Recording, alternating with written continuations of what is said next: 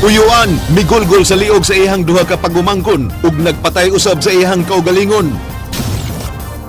Problema sa Huaw mo'y gitutukan sa Kapitolyo. Kapin usa ka milyon nga shabu nakuha sa usa ka drug raid sa Barangay Lahog, Dakbayan sa Sugbo. Mga kabo sa rehiyon, mas midaghan karon.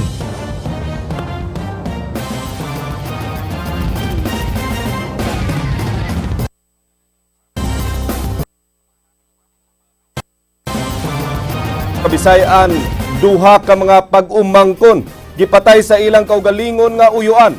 Ang sospek nagpakamatay usab human sa krimen. Kinigiaksyonan ni Ryan Sorote. Patay nang naabtan sa ilang ginikanan ang duha ka managsuon nga silang Rosalyn Mangyaw Jr., 16 anyos, ug ang iyang igsuon nga si Charmaine Mangyaw, 11 anyos. Ang suspect mao ang ilang uyuan nga si Domingo Mangyaw nga patay na usab human gituhuan nga migulgol usab kini sa iyang kaugalingon nga liog human sa krimen. Kining bag-o nga sundang mo'y gituhuan nga gigamit sa krimen. Matud sa amahan sa mga biktima nga si Rufino Mangyaw, ilang gibilin ang ilang duha ka anak og duha ka apo nga nangatog. Mikuyog siya sa iyang asawa nga si Rosalyn kinsa nanabtan sa pangadye sa ilang silingan. Pag-uli nila, gisugat sila sa iyang apo nga mitug-an nga gipatay ang duha ka biktima. Ang duha ka mga apo niya, mitug-an kanila nga mitago sila sa palanggana. Hinungdan nga wa na sila makiti sa suspect. Di nilang namataan nga kini si Domingo Mangyaw.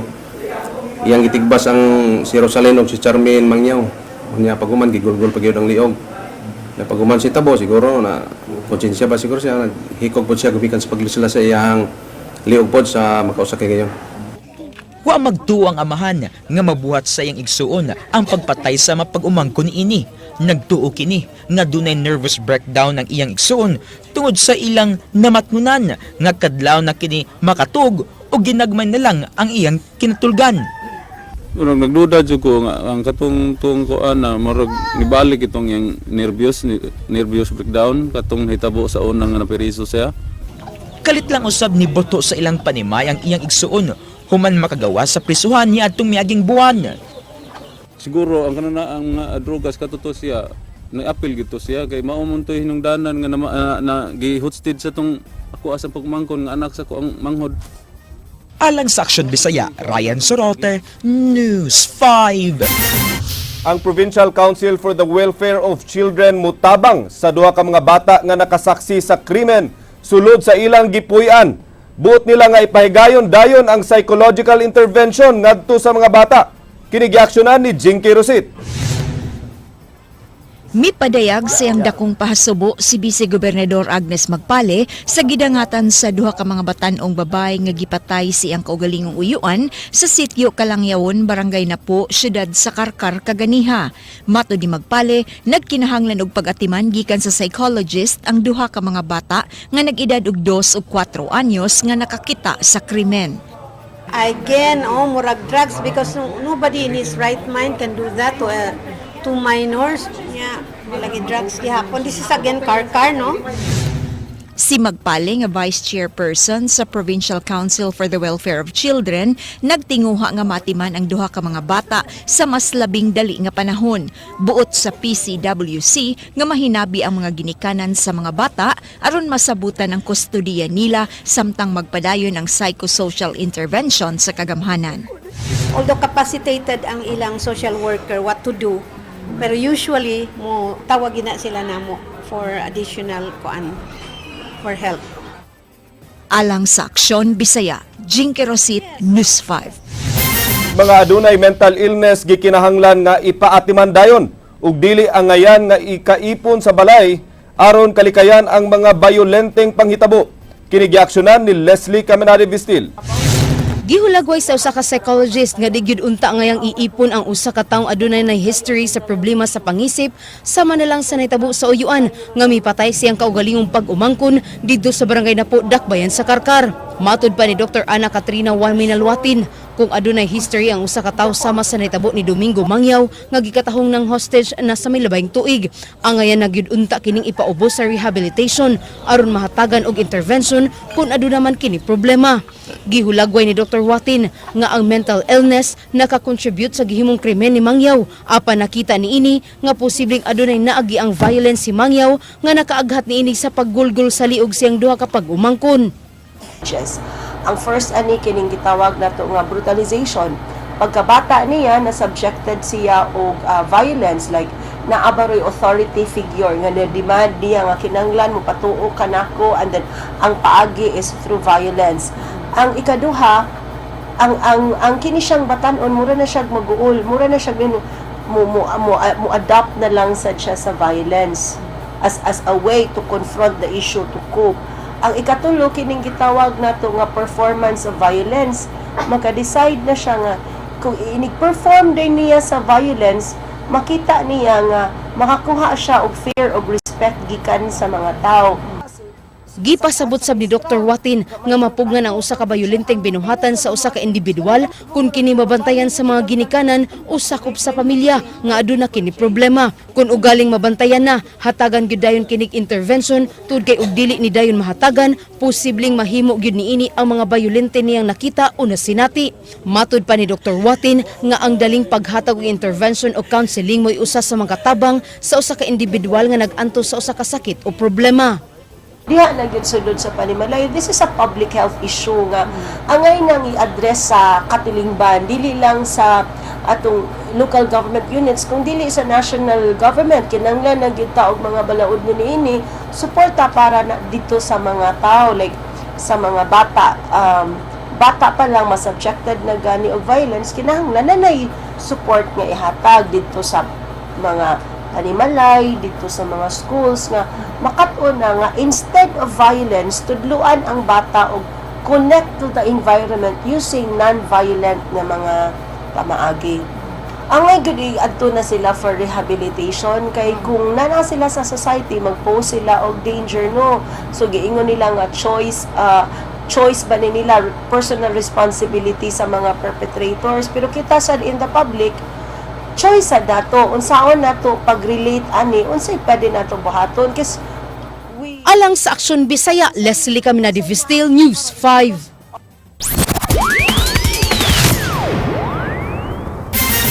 Problema nga ihatod sa huwaw ang tutukan sa Kapitolyo, human gideklarar nga dili na angay ikabalaka ang haze nga mihabol sa Sugbo.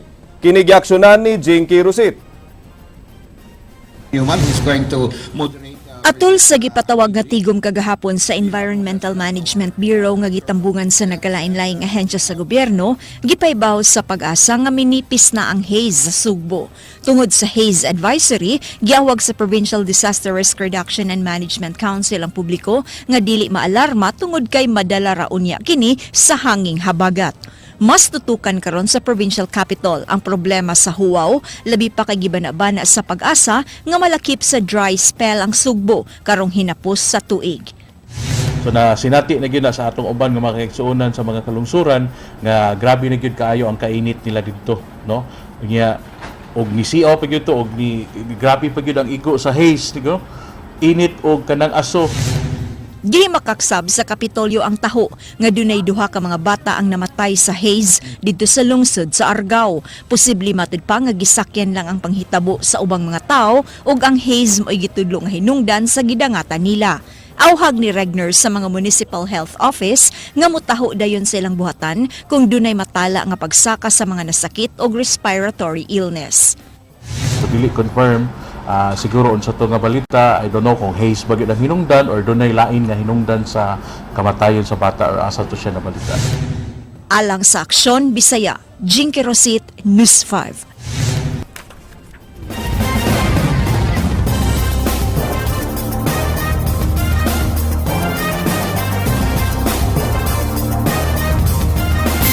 Pito gikan sa siyam ka mga kongresista sa Sugbo ang mipirma sa House Bill 6627 alang sa pagbugna sa Mega Cebu Development Authority kun MCDA. Atol sa Mega Cebu Stakeholders Meeting kaganiha, gipahibaw ni Kongresista Raul Del Mar nga bugtong si Lapu-Lapu City Congressman Eileen Radaza ug Kongresista Ace Durano sa 5th District ang absent dihang gipasar ang balaod niadtong Oktubre 6.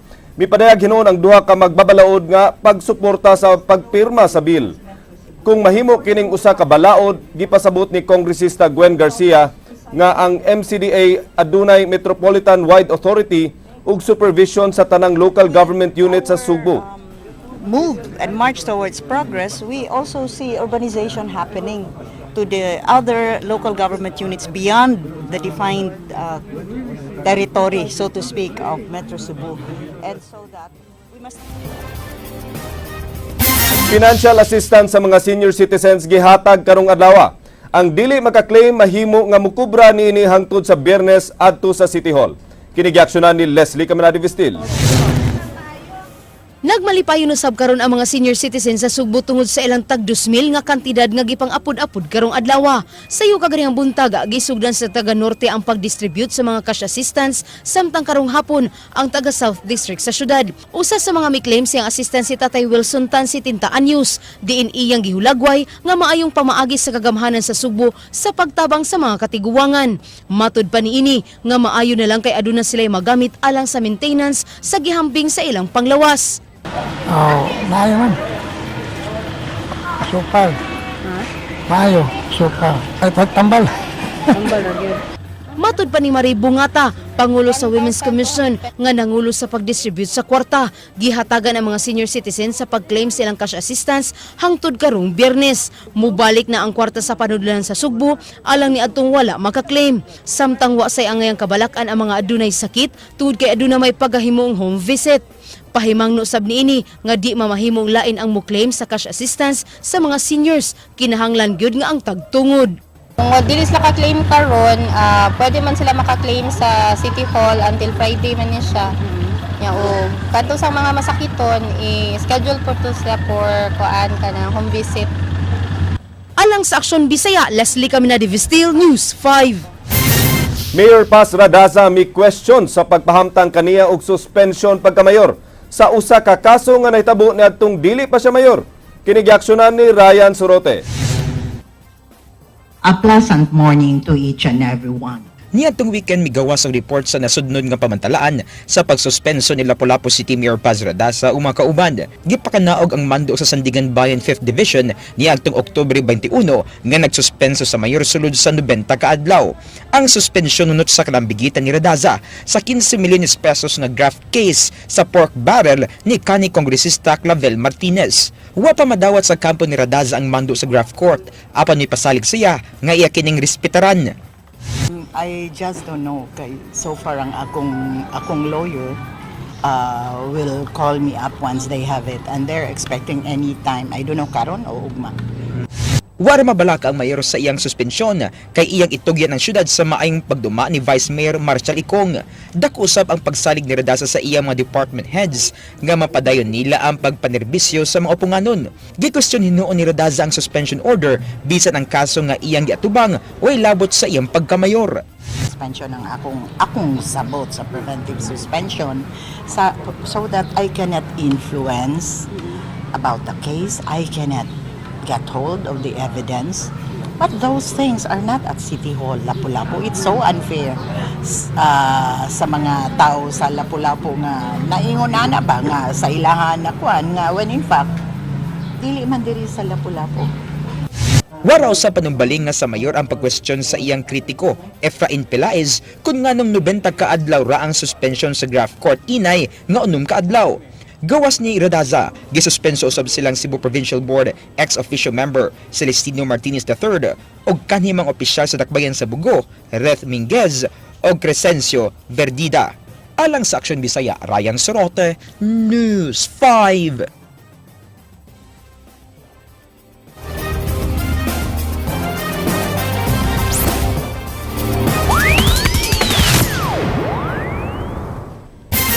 Sa mga balita sa gawas sa nasod. Usa ka US Navy ship ang naglawig karon sa paingon sa disputed island sa South China Sea. Ang USS Lassen Destroyer moagi duol sa Subi ug Mischief Reefs nga nagsakop sa mga isla sa Spratlys. Ang mga reef kanhi ilawom sa dagat hangtod sa nga gitukuran kini og mga kahimanan sa China ug gihimo nga usa ka isla. ang US vessel ubanan usab sa mga surveillance planes nga regular nga naghimo og mga reconnaissance flight sa lugar. Sumala sa US Navy, dugang pang patrolya himuon sa musunod nga semana. Ang pagpatrolya gihimo pipila ka semana sa dili pa ang APEC Summit sa Nobyembre sunod bulan. Si President Barack Obama ug Chinese President Xi Jinping gikatakda nga manambong sa summit nga ipagayon sa Pilipinas. Ang China mitukod og mga artificial islands sa disputed territory nga naglakip sa mga radar stations, mga airport ug uban pang facilities. Kini gipanglantawan nga gamiton sa military sa China. Ang US Navy nagplano nga moagi sulod sa 12-mile zone sa mga artificial islands nga giisip sa China nga ilang teritoryo. Ang China mibahad nga dili mutugot nga sa bisan unsang nasod nga mga mo-violate sa ilang territorial waters ug airspace sa Spratly Islands. Apan ang US misupak sa claim sa China ug mipadayag nga ang pagtukod sa nasod ug mga artificial nga isla dili mahimong basehan sa pag-angkon sa usa ka teritoryo. Baruganan sa US ug mga kaalyado niini nga ang gihimo sa China makaapekto sa trade sa rehiyon. 3/4 sa sea trade nga sa kalibutan moagi sa South China Sea. Daghan ang namatay ug libuan ang nasamdan sa nahitabo nga magnitude 7.5 nga linog sa northeastern Afghanistan. 12 ka mga Afghan nga batang estudyante ang namatay sa stampede pagawa sa ilang eskwelahan. Natumong ang linog diha sa sentro sa bukiran sa Hindu Kush nga border sa Afghanistan ug Pakistan. Ang kusog nga linog nabatyagan sa Pakistan hangtod sa India. Gibanabana nga musaka pa ang death toll hilabi na sa duol sa epicenter. Adunay labing daghang gikatahong nangamatay sa Pakistan nga miabot og 393 samtang kapin sa usa ka gatos ang unang gikataho sa Afghanistan. Gibanabana nga miabot na og kapin sa 2,000 ang naangol. Ang magnitude 7.5 nga linog nahitabo kagahapon sa mga alas 5 sa hapon ug gisungdad sa laing 7 ka aftershocks nga nasinati hangtod pasado alas 7 kaganihang buntag. Ang mga aftershocks adunay gikusgon gikan sa magnitude 4.1 hangtod sa magnitude 4.8. Ang LTFRB mopahigayon og inspeksyon sa mga bus de paseroan alang sa pagsiguro nga luwas kini nga sakyan karong kalag-kalag. Kini giaksyonan ni Ryan Sorote. Sugdan na sad sa Land Transportation Franchising and Regulatory Board ang pag-inspect sa mga pampubliko nga sakyanan sugod karong Huwebes tibuok rehiyon. Unang target sa LTFRB 7 nga masiguro nga dunay igong mga papeles ang mga mobiyahe nga mga bus nga sakyan sa mga manguli sa kalungsuran.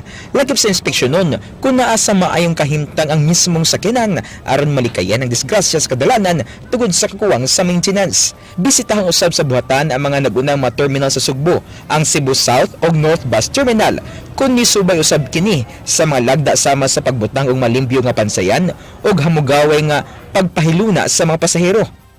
Okay, compliant. Compliant ang North ug South nato. Sa ato mga requirements sa mga bus terminal. Ubos sa memorandum sa ilang uluhang buhatan, sayo sila magsugod og issue og mga special permits sa mga bus aron madugangan ang mga biyahe sa mga probinsya. Apan naanda na sa mga bus operators nga mo file og special permit sa katapusang mga adlaw sa di pa ang kalag-kalag. Sa Biyernes pa, kasagaran mokuha og permit ang mga dagko nga mga operator samtang ang mga gagmay ang didto na mokuha sa terminal sa ilang mga help desk. Magtigom usab ang LTFRB sa Land Transportation Office og kapulisan alang sa ilang katapusang mga pagpangandam alang sa kalag-kalag karong weekend. Pero usually good po, atong buhaton yun na by November 30 o 31 mag-conduct inspection sa mga terminal ato na mga facilities nila, kanilang mga CR, kanilang mga benches nila. Alang sa Aksyon Bisaya, Ryan Sorote, News 5. Mga kabus sa Rehiyon 7 misaka og 20% sigon sa labing uwahing talaan sa DSWD. Ang report gisundan ni Leslie Caminari Vistil. Sukad ni atong 2009 padihang nagsugod og kuha og data ang Department of Social Welfare and Development Office sa talaan sa mga kabuslukop rehiyon. Apan base sa ilang initial nga assessment, misa ka karon tuiga ang gidaghanon sa mga kabus sa Rehiyon 7. Di mo minus 25 ngadto na sa 50% ang gidaghanon sa mga kabus sa tunga-tungang Kabisayan. Generally no overview, i-compare nimo ang 2009 o 2010 o sa 2015, makaingon jud ko sigurado ni taas jud. ning taas jud og sa initial na ko nga pagtan-aw ning mukabat og 25 to 50% ang pagtaas compare sa 29 and 2010. And looking at the scenario sa mga LGUs nga na-affected sa Yolanda o sa Linog sa Bohol o sa Negros Oriental, those are the areas nga ako nakita nga mintaas gyud pag-ayo ang kapobrehon sa mga tao nga namuyo dito nga mga areas. Giangko ni Boy Banting nga na problema gyud sila karon sa mga kabus nga anaa sa kadalanan tungod sa way insaktong lokasyon, ilabi na og aduna na unya sila'y tabang nga ihatag ngadto kanila. Ang DSWD dunay pantawid program og modified conditional cash transfer alang sa mga pamilyang libod suroy. So mo na usa sa problema kana tungod kay ang listahanan dapat nag-capture gyud siya sa permanente niyang gipuy-an. O bisan gani no di man ta magarantiya ganang nagpuyo sa tulay na nagpuyo sa mga shanty areas, dili gyapon siya garantiya nga makita nato siya after how long, I mean after 1 year, after 2 years, posibleng wala na pud sa labi na, no? But then ato na sa gi-capture ka tungod kay naaman sila gi-declare nga gipuy-an, na sila gi-declare nga mo na ilang ulian, pero kanang mga nagkariton mo na problema na to. Giawhag ni Boy Banting ang local government unit nga tabangan sila sa pag-asister sa mga kabus nga anaa sa kadalanan. Mamahimong mudangop silang buhatan ang mga kabus aron sila mahatagan og ayuda sa gobyerno. Ang giyera sa kapobrehon may kalabutan ang tanan, dili lang kay ang DSWD. No? Ang pakigbatok alang sa pagkunhod sa kapobrehon tahas ni sa tanang government agencies, local government units, o dili lang sa DSWD.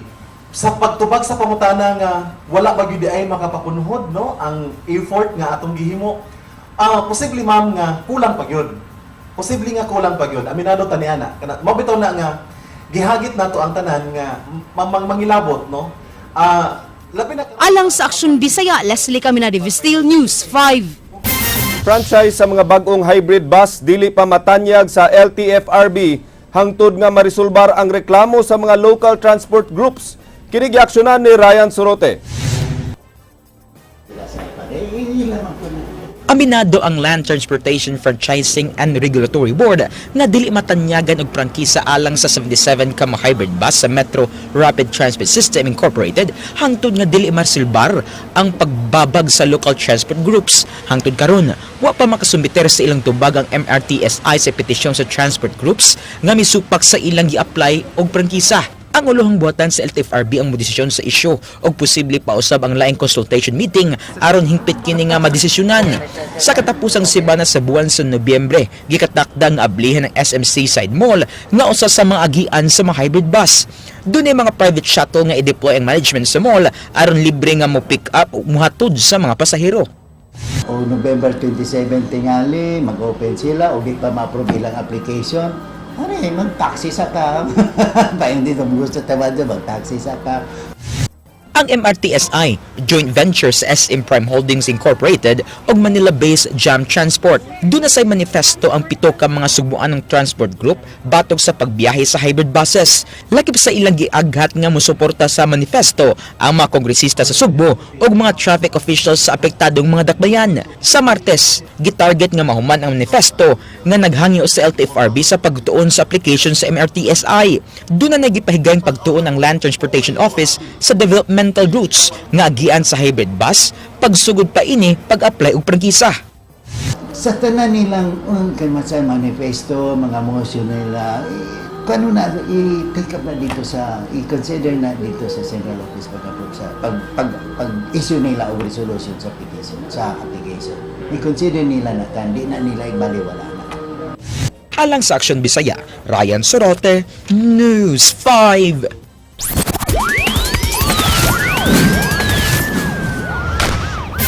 Kapin sa 1 ka milyon nga balor sa shabu na sakmit sa kapulisan sa usa ka drug raid sa Barangay Lahog. Kini giaksyonan ni Edwin Cañete. Usa ka bypass operation gihimo sa mga sakop sa City Intelligence Branch sa Sitio Sunset Tribe Extension, Barangay Lahog. 3 ka semana nga gipanidan sa kapulisan ang kalihukan ni Jerry Delgado. Gani naglisod ang mga pulis sa ilang surveillance tungod sa kasudlunon nining maong lugar.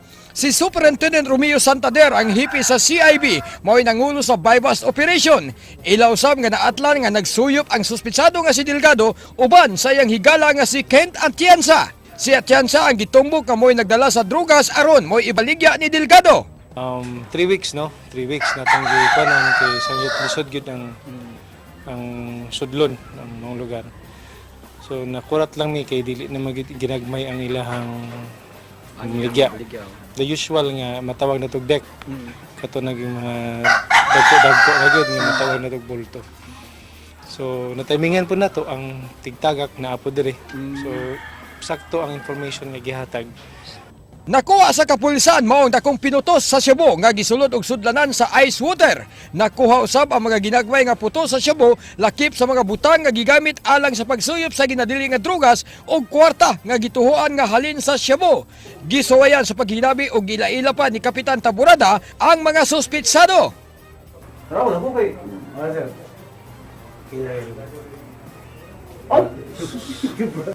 Gipakita ni Santander ang notebook ni Delgado ngadto kang lahog barangay Kapitan Jubito Taburada Jr. nga adunay listahan sa mga dagkong kantidad. Si Kapitan Taburada Jr. mibutya nga siya mismo ang personal nga mitaw ngadto kang Santander kalabo sa kalihukan ni Delgado. Iyang gibutyag kasadyang nakadawat siya og taho sa kalihukan ni Delgado, iya dayon kining gihatagan og pagtagad aron dili siya maingon nga nagmika lang sa iyang pagkabarangay kapitan. Pag-report ka. Taon. So sa kasultin mo nga nadakpan Salamat kay ko. Okay. Abi lang nagmika lang ta diri. Bawo na tanganay mga kalihukan diya sa dugas ni wala ta magban. But karon abot gi panahon. Ang duha ka suspitsado nga among na istorya. Ngayon abot mo po ka diri? Di mo magari ana mo ka diri? Amigo mo ni Kuan? Ni siya nga ni Jerry. Ha? Amigo ni mo. DM sa nini mo? Ano comment na gani? Midugang si Santander nga kung maisugon pa unta ang katawhan sa pag-report sa mga daotang binuhatan, mas sulbat ang pagpayuhot sa ginadili nga drugas dinhi sa Sugbo. Alang sa Aksyon Bisaya, Ed Cañete, News 5. Laing pusher nakuhaan og shabu sa usa ka buy-bust operation sa mga sakop sa intelligence sa lalawigan sa Sugbo. Kapin sa usa ka gatos ka libo ka pesos nga balor sa shabu nakuha gikan sa nadakpan. Kini giaksyonan ni Ray Pasaporte. Kalisod mao'y gihimong rason ni Randy Ramirez kung nganong nisulod siya sa illegal nga kalihukan. Kaganihang buntag na sikop si Ramirez sa ilang balay sa barangay Pulpugan sa lungsod sa Konsolasyon sa buy-bust operation sa Provincial Intelligence Branch PIB ubos sa pagpangulo ni Senior Inspector Leo Logronio. Si Ramirez nakuhaan og kapin sa 60 ka pakete nga shabu. Gitugan sa dinakpan 7 pa siya kabuan sukad nagsugod siya sa pagpamaligya og shabu. Sa ilang lugar human siya naundang sa trabaho sa construction. Kagahapon gihatdan siya og shabu nga iyang gibaligya. Giangkon sab sa dinakpan nga musuyop siya apan panagsara kay igo raman siyang namorsyento niini. Tungod sa kapait.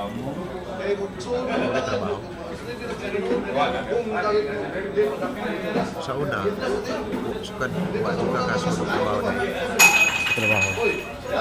Duha ka semana ang gipanid-an sa PIB si Ramirez subay sa reklamong nadawat gikan sa concerned citizens ug mismo sab sa barangay opisyal sa Pulpugan.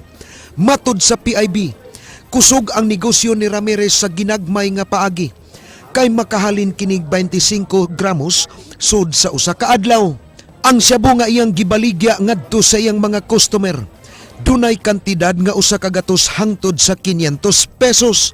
Kusog kay makita man nato sa ebidensya nga dagang kayo nga pinutos-putos na.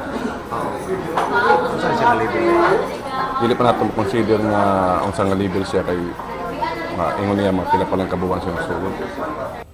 Ang dinakpan kasamtangang gitanggong sa Konsolasyon Police Station ug gipaabot nga pasakaan og tukmang kaso nga kalapasan sa Section 11 sa Republic Act 9165. Alang sa Aksyon Bisaya, Ray Pasaporte, News 5. Itugyan ngadto sa DSWD ang usa ka batan-on kansang testimonya posibleng makahatag og kasulbaran sa kamatayon sa na-missing nga pulis. Mubalik si Ray Pasaporte. Itugyan sa Department of Social Welfare and Development 7 ang anak lalaki nga minor de edad ni Tani Cartesiano human matud pa. Nag-usab-usab ang pamahayag niini dihang gi-interview sa Special Investigation Task Group ang gihimo sa mga pulis kabahin sa investigasyon sa kamatayon ni P1 Jimmy George nga gikatahong na missing sa miaging tuig. Si Tani Cartesiano nga usa ka mag-uuma ug duha ini ka anak lalaki maoy nakakaplag sa bukog ni P1 Jimmy George duol sa ilang Pinoy-anan sa bukirang lugar sa Barangay Santikan sa lungsod sa Badyan niadtong Oktubre 11. Kagahapon niabot sa Cebu Provincial Police Office si Cartesiano ug duha ini ka anak aron kuhaan og pamahayag kay nagduda ang kapulisan nga dako ang posibilidad nga dunay nahibaw-an si Cartesiano sa kamatayon ni George. Nasuta sa dental records sa crime laboratory nga ang nakaplagan nga bukog kang P1 George. And this morning, in the presence of a social worker, atong gi-interview si Jade Cartesiano, ang anak ni Tani, who is 16 years old. And naay mga gipangsulti sa tua nga makapagduda ta nga naay knowledge si Tani. But in the course of the interview, nagkalahi-lahi ang istorya sa minor. Matod ni Gilyamak, nakahukom ang SITG nga i-turn over sa DSWD ang 16 anyos nga anak ni Tani aron ipaubos sa physical, medical and psychological examination. Buot sa mga pulis nga dili maimpluwensyahan sa iyang amahan ang gitug-an sa 16 anyos nga posibleng makahatag og kasulbaran sa kaso sa kamatayon sa pulis. Ila usab ipaubos sa polygraph test ang amahan ug anak. Human nakaplagan ni Cartesiano ang bukog ni P1 George niadtong Oktubre 11. Giturn over niya ngadto sa mga pulis ang 357 revolver nga gipanag-iya ni George. Gawas ini, matud ni Gilyamak, duha ka adlaw human nakaplagan ang bukog. Si Cartesiano ni pahibaw sa kapulisan sa Badyan nga duna na sila'y laing hutong sa bukog nga nakit-an niini. Nagka-interest gyud siya sa firearm, ang 357 caliber. So gitaguan na niya, but later on he changed his mind and decided to turn over the firearm sa usa ka pulis nga na-assign sa Malbual. Lakip sa gipatawag sa SITG ang laing anak babay ni Cartesiano. Human giingong nitago sa SIM card sa telepono ni George. Dipinsa sa anak, wa siya'y intensyon nga taguan ang SIM card sa pulis. Kay igo ra niyang gitaod sa iyang cellphone sa pamasin. Nga mugana pa og makontak niya ang tagtungod ni ini. Apan giturn over ang SIM card pagkasunod adlaw ngadto sa kapulisan. Sagpod ko kayo. Ako lang siya intention po daton ta katulang SIM dyan na makuha na ko ang pangalan dyan sa kuan. Dayon. Katong mga pangalan, mga contacts sa iyang pamilya para unta mo matiksan if okay pa ba ang SIM, pero dili na siya pwede. Matod ni Jeneline nga nakahibaw na siyang daan nga pulis ang tag-iya sa SIM card. Subay sa nakuhang identification, uniforme ug kalo sa pulis. Kaganihang buntag si Tani nagpasumangil nga manghihiapan, milabay na lang ang dulan duha ka oras. Wa na mobalik sa headquarters. Hinuon giklaro ni Gilyamak nga sa pagkakaron dili pa maisip nga suspect si Tani sa krimen. Kay igo ra man nila giimbitar aron muhatag og katin-awan. Hinungdan nga mahimo ra kining makalakaw-lakaw bisan asa. Si Jeneline nagkanayon nga di angay mahadlok iyang amahan. Sanglit inosente man ang iyang amahan sa krimen. Kinukula nga nang ginana pa sa papa na wani gikuan iyang wala jud siya naguna-una nga umunta sa isala wag hindi gi-prove jud dire nagpadala lang siya sa simulation. Noon sa? Pwede sa simulation sing kahadlok. Nervous na guro itong taman mo na.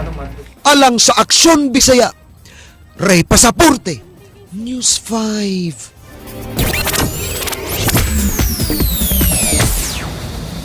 Pilipinas Tuesday afternoon kaninyong tanan. Labing unang Queen of Pasil nagmalampusong gipahigayon sa Barangay Pasil. Makalingaw nga pagpasundayag og pagrampas sa entablado sa mga transgender nga mga kandidata atong gisundan.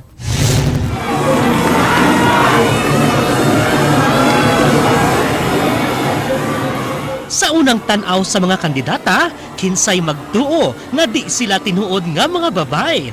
Dakong yes mga kapatid, tungod kay ang mga maanyag nga ng rampa niining dakong hawanan sa entablado, mga transgender. Hugyaw nga production number, gagilak-gilak ka mga funwear costumes. Ug ang kagwapa sa mga kandidata nga masaypan gyud nga tinuod nga mga babay. Mao kini ang nagbukas sa labing unang Queen of Pasil nga gipahigayon sa covered court gym sa Barangay Pasil. Matag usa kanila nagrepresentar sa matag sitio sa moong barangay. Mas nahugyaw ang tanan sa dihang gipailana sa mga kandidata ang ilang kaugalingon. Roses are red, violets are blue, undanging shabu, kay kanusa ni Violet ang blue. Deporte, si Chiquita, wa kaparitoke, kay ni Untol ang cheque.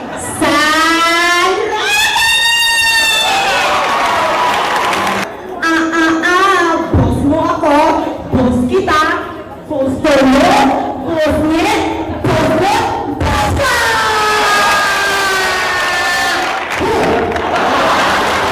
Representing from El Loren! Naniniwala po ang kakasabihang sa una, ang buang manglabay o batong karon ang batong makabuang. Thank you! Giving love and happiness is a tradition of being homosexual, living in a democratic world. And tonight, we are all here. We are all here. Yes, we're all here.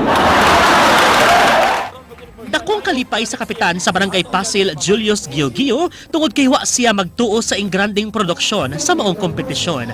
Gani gipaambit sab niya ang iyang dakong suporta sa LGBT community nga anaa sa iyang nasakupang barangay. Amo silang gi-acknowledge, agamo sa silang himuan o resolusyon sa barangay para sa pag-organize nila sa palikon o pila sang katungod na bisan og respetuan lang sila sa ilang kaugalingon ug labi na silang mga membro. Gimugna ang maong kompetisyon aron sa pag-ila sa lahi nga abilidad ug katakos sa mga transgenders sa natad sa beauty pageant ug ang hingpit nga pag-ila ug pagdawat kanila sa komunidad inabagan sa dakong suporta sa mga taong nakapalibot kanila. Ug mao kadto ng langkob sa atong aksyon showbiz karong adlaw hangtod ugma ang mga igsuon ug alang sa walay kanapusang mga showbiz chismis uban ni ninyo matag alas 7:30 hangtod alas 9 sa buntag Lunes hangtod Biyernes sa Rated JP sa Radio 511.9 News FM Cebu. Alang sa mga nag-unang lights camera action showbiz kini si JP Lauquatsera ug ang atong word of the day nagkanayon. Ang pag-ibig ay parang pagkain lang yan. Kapag nasobrahan, nakakalaki ng tiyan. Agay!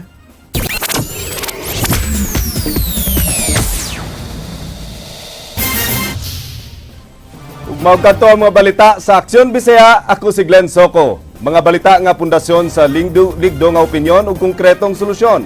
Bisan asa, bisan kanusa. Kapatid, kay di lang kutob sa balita, aksyon!